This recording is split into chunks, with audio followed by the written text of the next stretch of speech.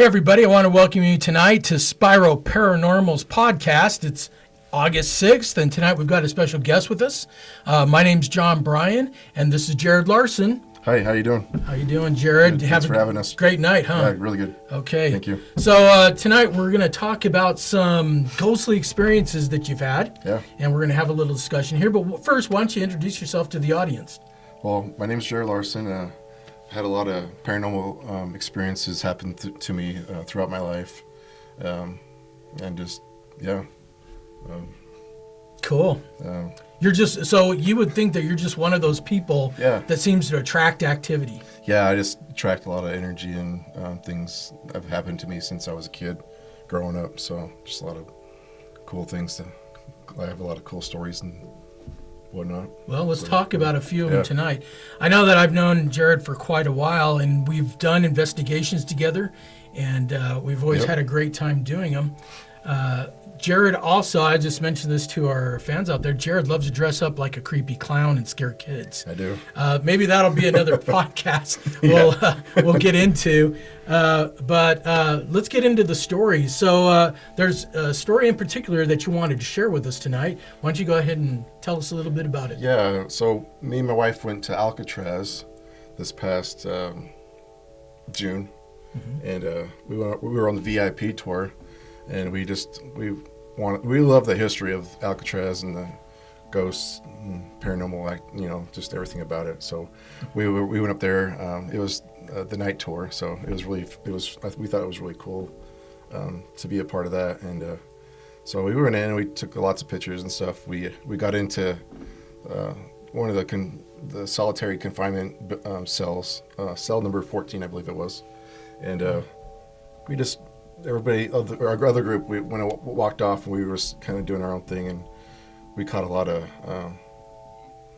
well, not a lot, but we just caught some paranormal. Got a man that was locked up in the prison. In the prison there, in solitary confinement, and he had died there.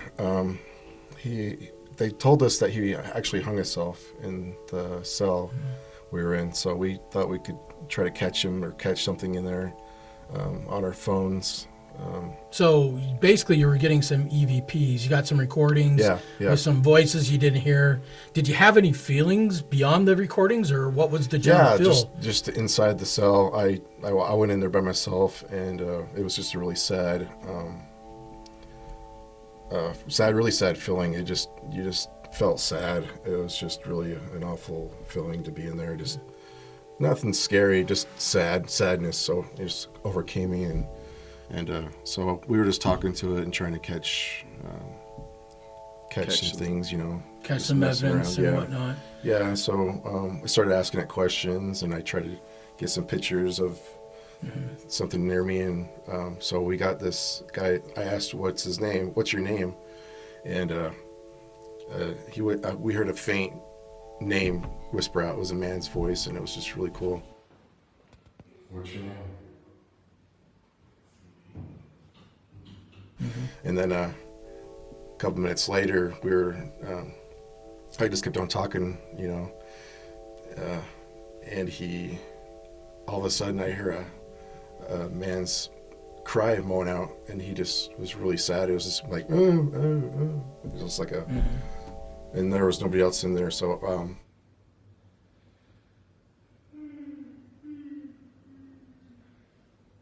I didn't catch that with my own ears, but when we went back to the hotel, I started listening to some of the recordings we got, and that just gave me chills. Kind of freaked you out. Freaked me out because we knew there was nobody else in there with us, so it was pretty cool. Sad though, again, the way he moaned, it was really sad. And I know that over the years with the different investigations that I've done and going through and reviewing evidence, I don't know if it's the same for you, but in that moment when you first hear those EVPs, like that moment that you actually realize you've captured something. Yeah. I mean, those are incredible moments. I mean, the adrenaline starts bumping. Yeah.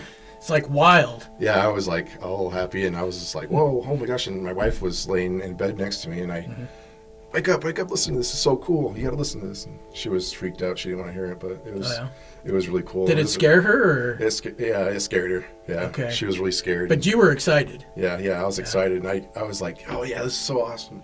And I just thought it was the coolest thing ever. And I listened to it every now and then just because I thought it was really cool. And I don't usually catch things on my phone, but it usually happens to me in person. I don't really get a recording of something happening. I usually just experiences without something recording, so I thought it was really exciting.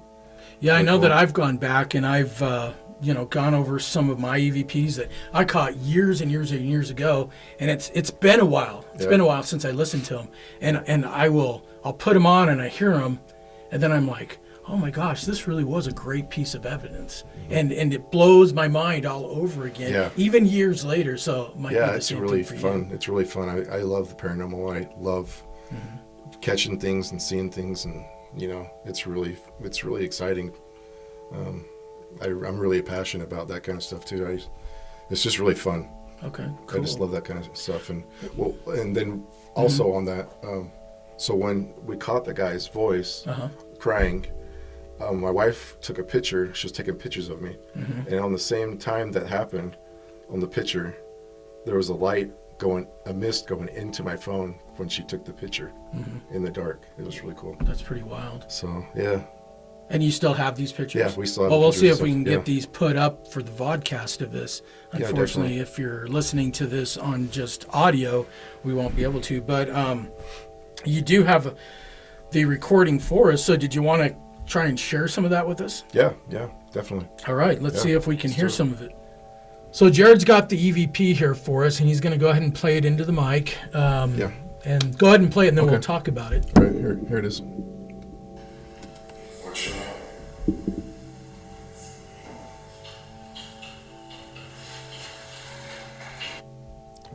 There's that one. Okay. That was just. And what did you think that it said? It sounded like his name. He said his name was Jimmy, but not sure. It was a faint.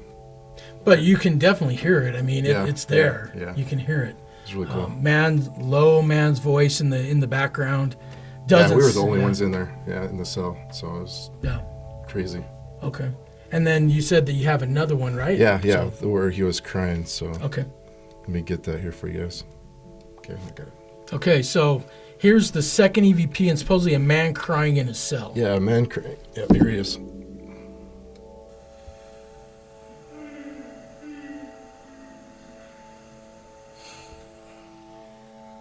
Wow, that's pretty interesting. Yeah. And at that time, you didn't hear this, right? Yeah, we didn't hear it with our own ears. I didn't even know we caught anything until we went back to that was when we went back to the hotel. And my wife had fallen asleep, and I was going through my phone listening to different clips and recordings we got. And I found that it was really cool. I can understand why your wife got creeped out. I mean that's pretty loud and pretty wild. Yeah, I was excited. Very, I don't know. Like it almost sounded like you're right, very sad. But it almost sounded like there was no hope or anything. I mean, he actually ended up killing himself in that cell. So they found him dead in the cell. Pretty wild. I've been to Alcatraz a couple of times, but never been on that night tour. Yeah. Because during the day, Alcatraz was pretty intense. Is probably the best word for it. Yeah. And there were a lot of, when you go during the day, there's a ton of people there. Oh, for sure. And all this. But the night tour... There was a little bit less people on the night tour. Less people. Yeah, it was really cool. How did it, the vibe was just... The vibe was there. It was like... kind of vibe. And so one of the questions I would have for you is, so what would you say the major differences are between the night tour and the day tour? The night tour and the day tour? Mm-hmm. It was just really cool. I don't know.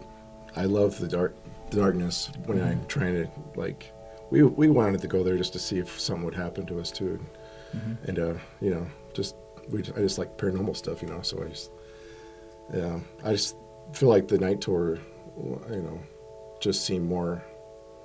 I don't know what's the word, more.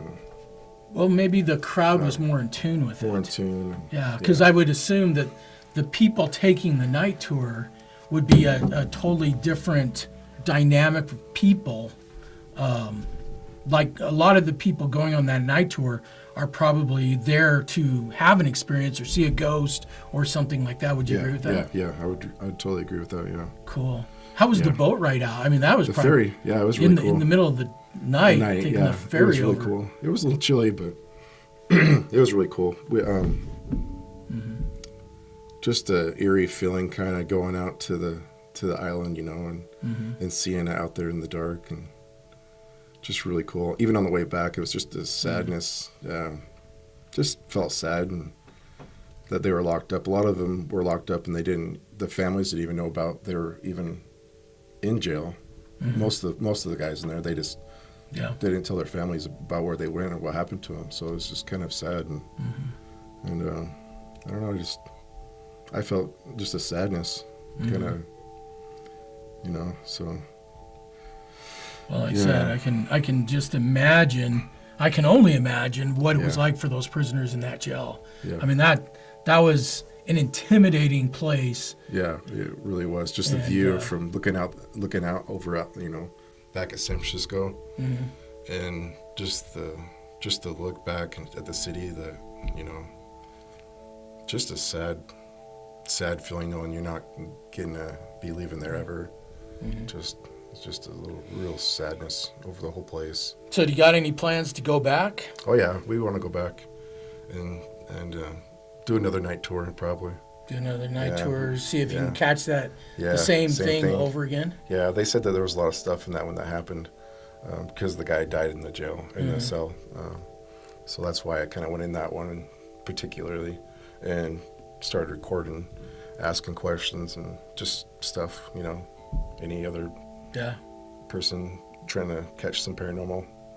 So it was pretty cool. Going back to you, I mean, you kind of consider yourself to be a more of a sensitive person, don't you? Yeah, I do. Yeah, I've had a lot of experiences with paranormal activities and growing up since I was a kid. So. Do you feel that it kind of follows you? Yeah, I do. I feel like it's all around me. It feels like it's mostly around me a lot of the times, and it's just it doesn't really bother me, but this is kind of a cool thing. Something you've kind of got used to over time. Yeah. Well, that's cool. I've had a lot of experiences. Well, I mean, it's great story, man. I really appreciate it. Hopefully we'll have you on again. Yeah. And totally. you Thank can you tell us some more. So our podcast, we're going to be posting this online, and we are going to be uploading the different podcasts on the different groups and apps that post podcasts. So please, if you want to share this with somebody or you want to hear more, just check us out at Facebook or at our website at www.spiro-paranormal.com. Thanks once again for joining us and listening, and we will see you next time on Spiro's Paranormal Podcast. Good night.